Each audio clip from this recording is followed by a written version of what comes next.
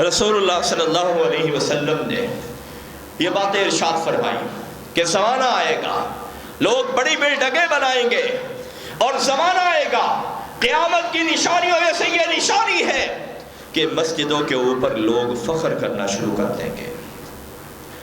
تیسرے نشانے آپ نے ارشاد فرمایا وقت سمٹ جائے گا، زمانہ محدود ہو جائے گا۔ آج میں رسول اللہ صلی اللہ علیہ وسلم کی سیرت طیبہ کے حوالے سے، آپ کی نبوت کی صداقت کے حوالے سے یہ بات عرض کرنا چاہ رہا ہوں کہ رسول اللہ صلی اللہ علیہ وسلم نے مستقبل میں جن جن چیزوں کے بارے میں پیش گوئیاں کی، وہ پیش گوئیاں اپنے وقت کے ساتھ ساتھ ہی پوری ہوتی نظر آ رہی ہے۔ جو رسول اللہ صلی اللہ علیہ وسلم کی سچی نبوت کی نشانیوں میں سے ایک نشانی ہے کہ آپ نے مستقبل کے بارے میں جو خبریں دی ہیں وہ خبریں پوری ہو رہی ہیں، اور کچھ کا وقوع ابھی باقی ہے۔ رسول اللہ صلی اللہ علیہ وسلم ایک مرتبہ تشریف فرما ہے، صحیح مسلم کی 8 نمبر حدیث ہے، حضرت عمر بن خطاب رضی اللہ تعالی عنہ اس کے راوی ہیں، بیان کرتے ہیں کہ ایک آدمی رسول اللہ صلی اللہ علیہ وسلم کی خدمت میں حاضر ہوا، شدید سواد الشعر شدید بیاض الثياب لا يعرفه منا احد۔ اس نے سفید رنگ کا لباس پہنا ہوا ہے، اور اس لباس پر سفر کے کوئی نشانات موجود نہیں ہیں۔ ظاہر بات ہے اس زمانے کا سفر خچروں کا سفر، گھوڑے کا سفر یا اونٹ کا سفر اور پیدل سفر ہوتا تھا۔ آدمی جب یہ سفر کرتا ہے، جسم کے اوپر، چہرے کے اوپر، لباس کے اوپر دھول پڑتی ہے، گرد و غبار پڑتی ہے، خاک پڑتی ہے۔ حضرت عمر رضی اللہ تعالیٰ عنہ عرض کرتے ہیں کہ ہم نے دیکھا کہ یہ ایسا آدمی ہے جس نے سفید لباس زیب تن کیا ہوا ہے، اس پر سفر کے کوئی نشان موجود نہیں ہے، اور سیاہ ترین بال ہیں، اور یہ بال بھی بے انتہا خوبصورت ہے، اس کے اندر بھی کوئی گرد و غبار موجود نہیں ہے۔ یعنی یہ طے ہو گیا کہ یہ بندہ سفر کر کے نہیں آیا، یہ بندہ مدینے کا ہی لگتا ہے، پچھلی گلی سے یا اگلی طرف سے کہیں سے آیا ہے۔ مسئلہ یہ تھا اگر یہ مدینے کا باشندہ ہے، ہم میں سے کوئی بندہ بھی اس کو نہیں جانتا، حالانکہ مدینہ منورہ اس وقت کتنا کوئی بڑا تھا۔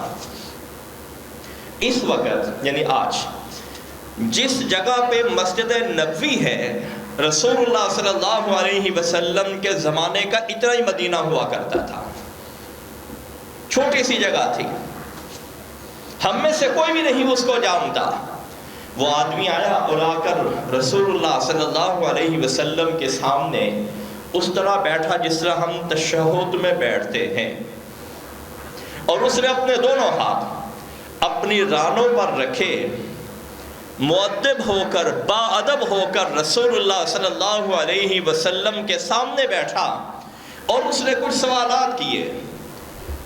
ان سوالات میں سے ایک سوال یہ بھی تھا قیامت کب آئے گی؟ آپ نے ارشاد فرمایا مل مسئول عنہا بأعلم من السائل، جتنا سوال کرنے والے کو علم ہے اتنا ہی جس سے سوال پوچھا جا رہا ہے اس کو علم ہے۔ کیا مطلب ہے؟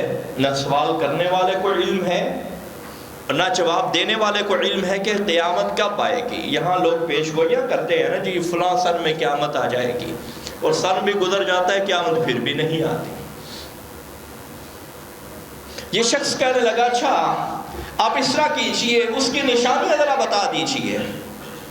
آپ صلی اللہ علیہ وسلم نے ارشاد فرمایا وَأَن تَرَى الْحُفَاةَ الْعُرَاةَ الْعَالَةَ رِعَاءَ الشَّاءِ يَتَطَاوَلُونَ فِي الْبُنْيَانِ۔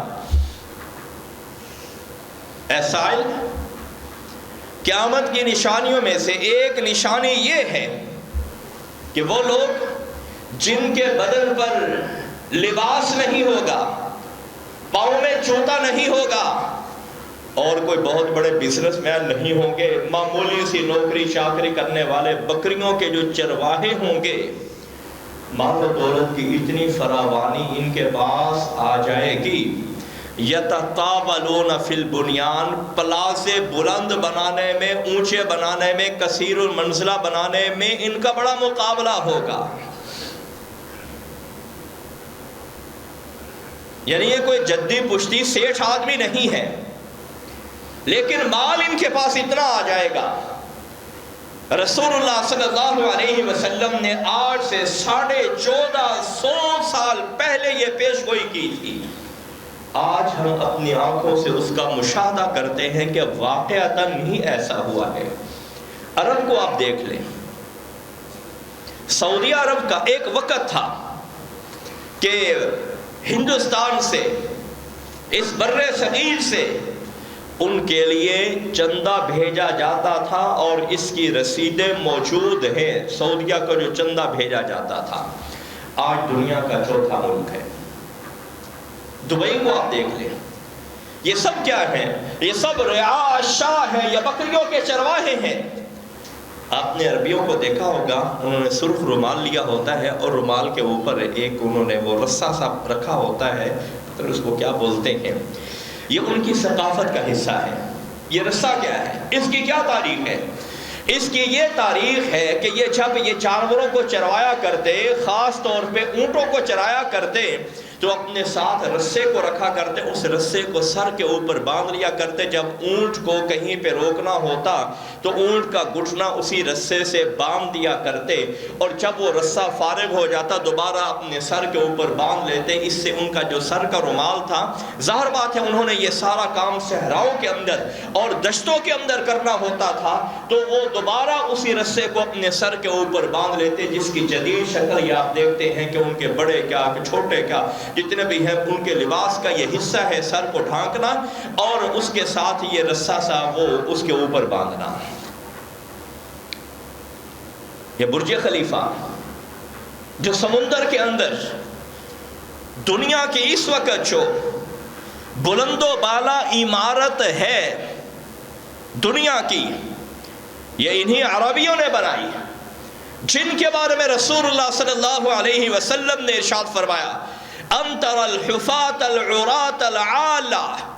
آپ دیکھیں گے ننگے جسم ہوں گے، ننگے پاؤں ہوں گے اور بھوکے ہوں گے، یتطاولون فی البنیان۔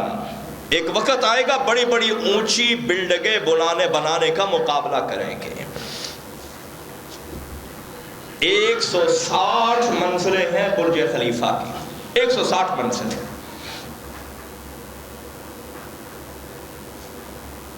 اور تقریباً 27,000 فٹ یہ بلند ہے۔ سعودیہ نے کہا ہم کیوں پیچھے رہے،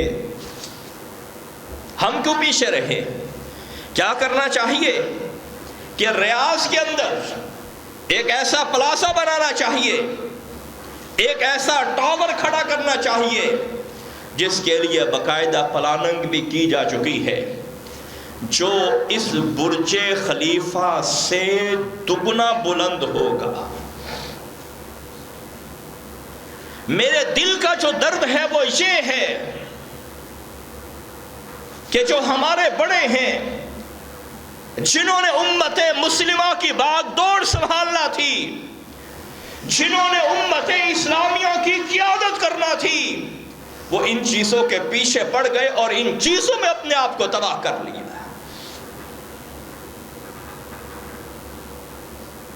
کہا جی بلند و بالا بلڈنگ بنانی چاہیے، یعنی اگر 27,000 فٹ 2700 فٹ اگر یہ بلڈنگ ہے برج خلیفہ والی تو دوسری تقریباً 5-6 ہزار فٹ تو بلند ہونی چاہیے نا.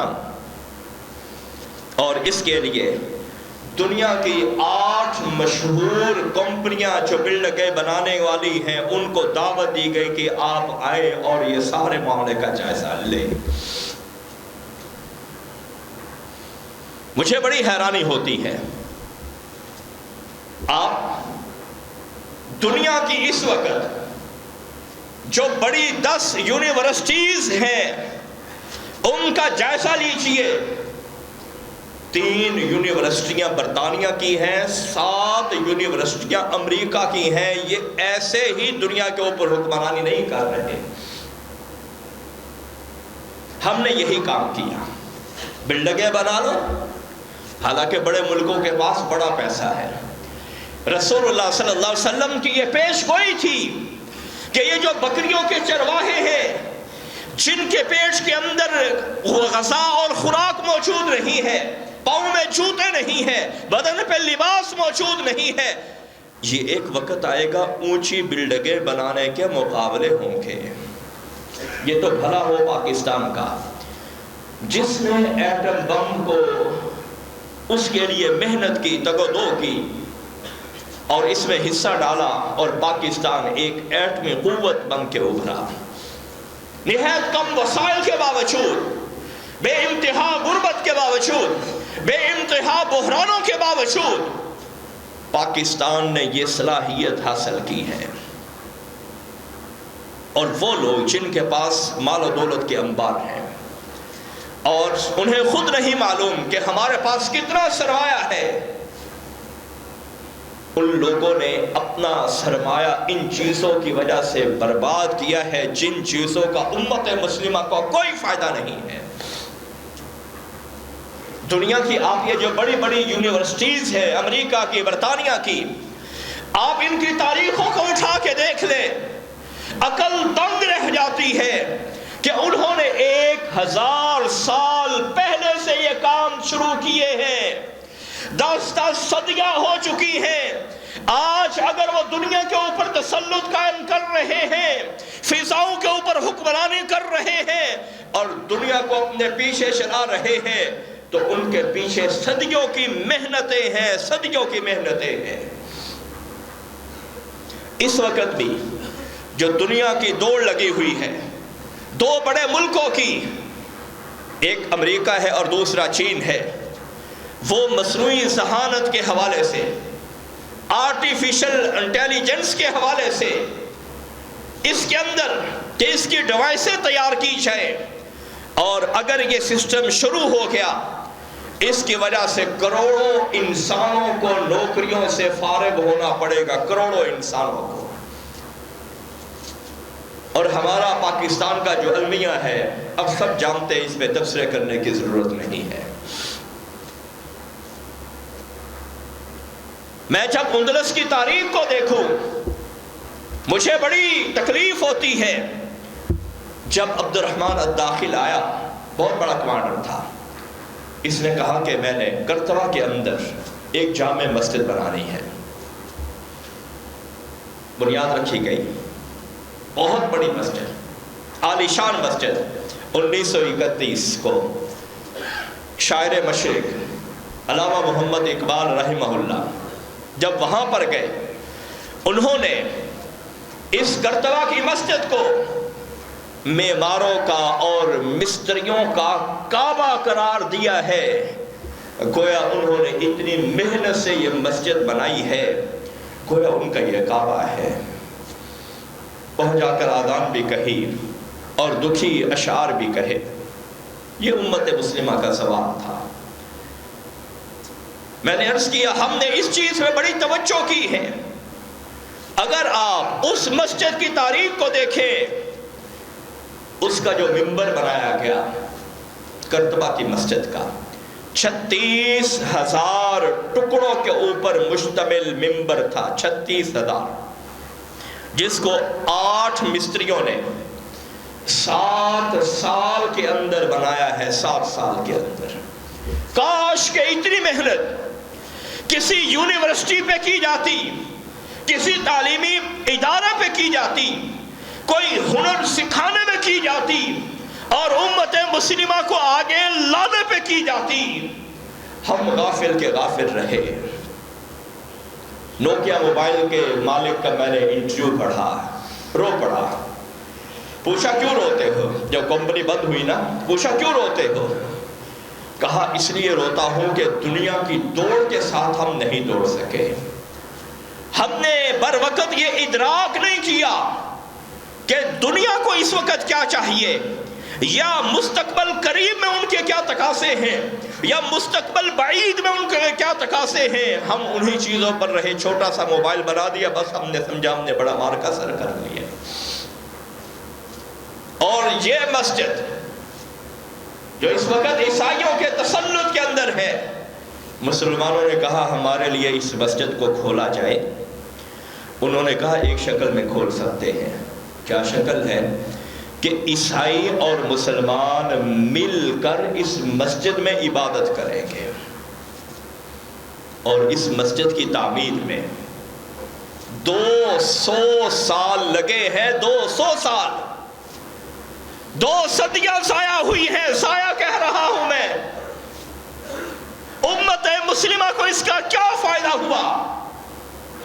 2 صدیاں لگی ہیں، 786 ہجری سے لے کر 987 ہجری تک یہ مسجد مسلسل بنتی رہی، جس کے ایک ممبر کے لیے 7 سال صرف ہوئے ہیں، ایک ممبر کے لیے۔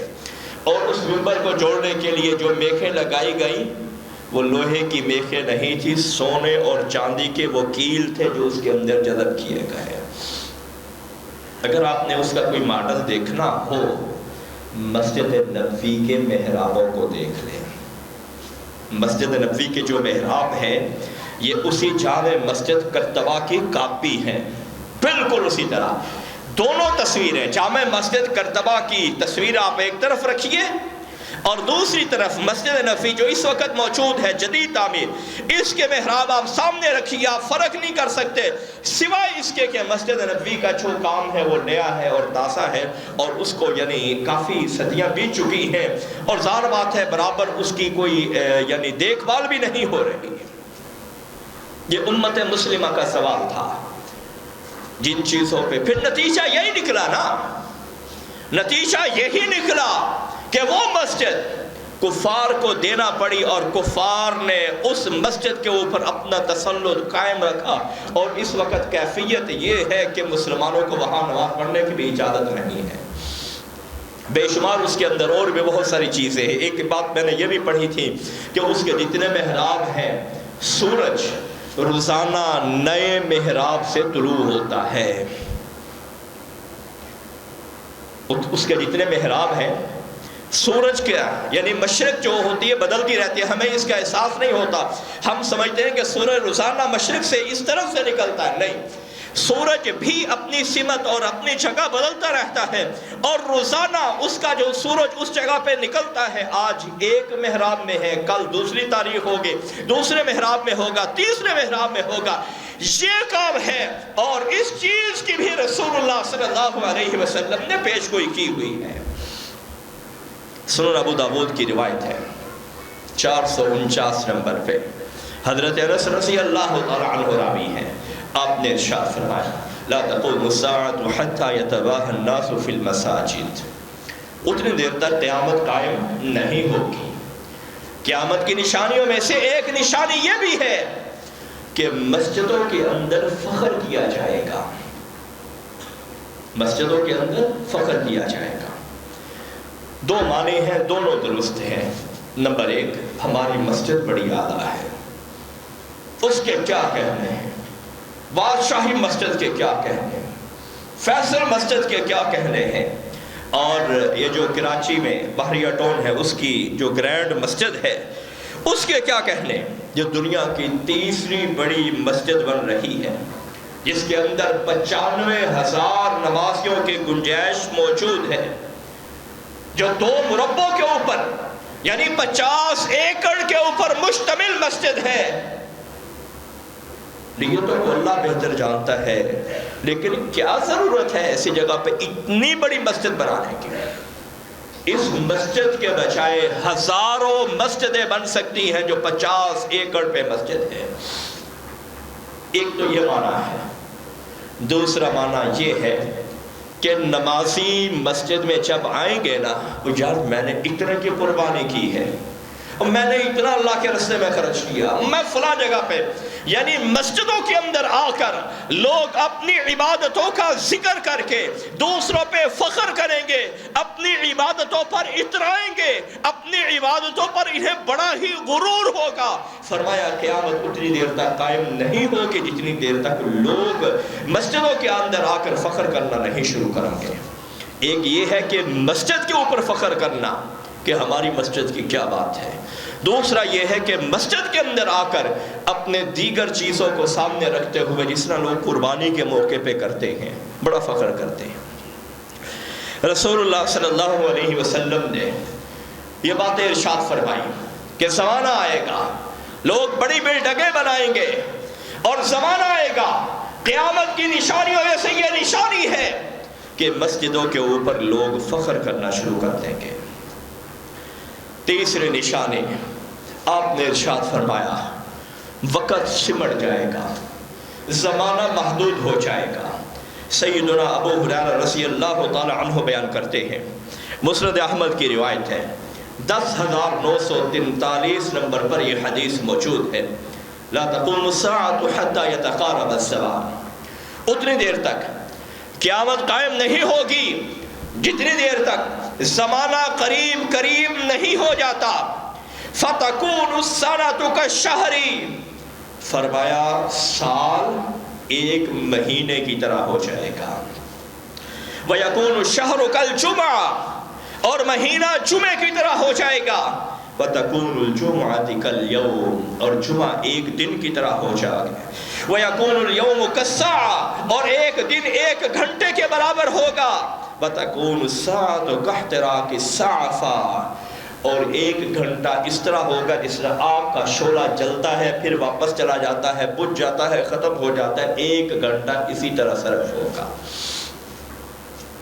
ہم فیس بک چلاتے ہیں، سوشل میڈیا ہے یا کوئی بھی میڈیا ہے، میچ ہی دیکھ لیں، پتہ نہیں کیا یہ عجیب معاملہ ہے، فضول کام جس کا نہ دنیا میں فائدہ نہ آخرت میں فائدہ۔ کتنا وقت ہم برباد کرتے ہیں، کہاں جاتی ہے ہماری نمازیں؟ یہ میچ لگا ہوا ہے جی، فلاں ملک کے ساتھ میچ لگا ہوا ہے۔ امام ابن عثیمین رحمہ اللہ کا مجھے فتویٰ یاد آ گیا، فرمایا اگر کسی بندے کی لوگوں کے اندر شہرت اس کے کھیل کود کی وجہ سے ہے تو یہ اچھی فعال نہیں ہے۔ فلاں بڑا اچھا کھلاڑی ہے، فرماتے ہیں یہ اچھی فعال نہیں ہے، یہ اس بندے کے لیے اچھا نہیں ہے۔ اللہ ذوالجلال والاکرام نے بطور مذمت یہ بات کہی ہے، انما الحیات الدنیا لعب و لہو، لوگوں دنیا کی زندگی یہ کھیل تماشا ہے، یہ بطور مذمت بات کہی ہے، کوئی مدح کی بات نہیں ہے۔ یعنی جو بندہ کھیل کود کے اندر لگا ہے جی، یہ فٹ بال کا کھلاڑی ہے، یہ باقی چیزوں کا کھلاڑی ہے، ہاں جی یہ کوئی اچھی بات نہیں ہے، یہ اچھی نسبت نہیں ہے۔ اچھی نسبت کیا ہے؟ آپ دین سے جڑیے، اللہ کی شریعت سے جڑیے، اللہ کی توحید سے جڑیے، دینداروں سے جڑیے، یہ اچھی شہرت ہے، یہ کھیل اچھی شہرت نہیں ہے۔ ہاں وہ کھیل جو انسان کے لیے جہاد میں مددگار ہے، انسان کی صحت میں مددگار ہے، اور اس سے انسان کے جو فرائض ہیں وہ متاثر نہیں ہوتے، اس کی گنجائش موجود ہے۔ تو آپ صلی اللہ علیہ وسلم نے یہ بات ارشاد فرمائی ہے کہ زمانہ سمٹ جائے گا، سال مہینے کے برابر آ جائے گا، مہینہ ہفتے کے برابر آ جائے گا، ہفتہ دن کے برابر آ جائے گا، اور دن ایک گھنٹے کے برابر ہو جائے گا، اور ایک گھنٹہ آگ کے اس شعلے کے برابر آ جائے گا۔ آپ شاید یہ کیفیت محسوس کرتے ہوں یا نہ کرتے ہوں، میں تو کرتا ہوں۔ جمعہ پڑھا کے جاتے ہیں، دوسرے دن جمعہ آ جاتا ہے، مصروفیت کا یہ عالم ہے، اور دن اس قدر یعنی وہ جلدی سے گزرتے جا رہے ہیں۔ رسول اللہ صلی اللہ علیہ وسلم نے اور بھی پیش گوئی ارشاد فرمائی۔ حضرت سیدنا عبداللہ بن مسعود رضی اللہ تعالی عنہ بیان کرتے ہیں، یہ بھی مسند احمد کی روایت ہے 3870 نمبر پہ۔ آپ نے ارشاد فرمایا، ان بین یدی الساعۃ فشو التجارہ حتی تعین المرأة زوجها علی التجارہ۔ فرمایا قیامت کی نشانیوں میں سے ایک نشانی یہ بھی ہوگی، تجارت بڑی عام ہو جائے گی، آن لائن بزنس ہوگا۔ یہ حدیث رسول اللہ صلی اللہ علیہ وسلم کی نبوت کی نشانیوں میں سے ایک نشانی ہے۔ اس زمانے میں ان چیزوں کا کوئی بھی تصور نہیں تھا۔ آج آپ دیکھ لیں تجارت بڑی عام ہے، آپ نے بکنگ کروانی ہے ٹرین کی، بس کی، جہاز کی یا کھیلوں کی، آپ کے پاس ایپس موجود ہیں، اسی وقت ہی آپ تجارت کرتے ہیں۔ فرمایا قیامت اتنی دیر تک قائم نہیں ہوگی جتنی دیر تک تجارت عام نہیں ہو جائے گی۔ کتنی عام ہوگی؟ فرمایا کہ عورت تجارت کے اندر اپنے شوہر کی مدد کر رہی ہوگی، بیوی یا عورت تجارت میں اپنے شوہر کی مدد کر رہی ہوگی۔ اس کے دو معنی ہیں۔ ایک معنی یہ ہے کہ ایک ہی کمپنی ہے، اسی کو میاں اور بیوی مل کر چلا رہے ہیں۔ آپ دیکھ لیں آج یہی زمانہ ہے۔ دوسرا معنی یہ ہے کہ گھر کے اخراجات کو پورا کرنے کے لیے عورت کسی غیر محرم مرد کے ساتھ یا مردوں کے ساتھ مل کر تجارت کر رہی ہے، ملازمت کر رہی ہے، بزنس کر رہی ہے، اور وہ کمائی لا کر اپنے گھر میں لاتی ہے۔ اس گھر کا کچھ خرچہ شوہر اٹھاتا ہے اور کچھ خرچہ اس کی بیوی اٹھا رہی ہے۔ 1450 سال پہلے رسول اللہ صلی اللہ علیہ وسلم نے یہ بات ارشاد فرما دی تھی، 1450 سال پہلے، کہ زمانہ آئے گا تجارت بہت تیز ہو جائے گی۔